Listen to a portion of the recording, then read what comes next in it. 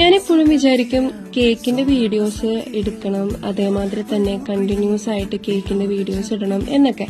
പക്ഷെ എന്നെ കൊണ്ട് അത് സാധിക്കാറില്ല. അപ്പൊ ഞാൻ വിചാരിച്ചു ഒരു ചലഞ്ച് പോലെ ഏറ്റെടുക്കാം.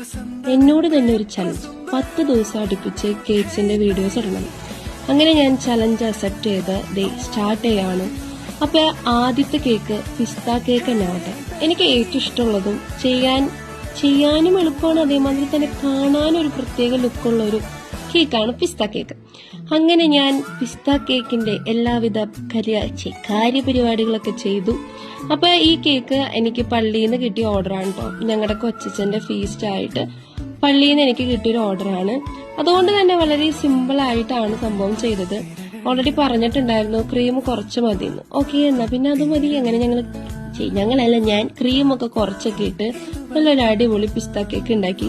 അങ്ങോട്ട് സൈഡിലൊക്കെ ഡ്രിപ്പ് ചെയ്ത് വന്നതൊന്നും അത്ര ശരിയായില്ലെങ്കിൽ പോലും ഞാൻ തട്ടിക്കൂട്ടി ഒന്ന് സെറ്റപ്പ് ആക്കി. ഇതാണ് ഫൈനൽ ലുക്ക്. കേക്ക് ഇഷ്ടമായെങ്കിൽ ലൈക്ക് ചെയ്യണേ. ബൈ.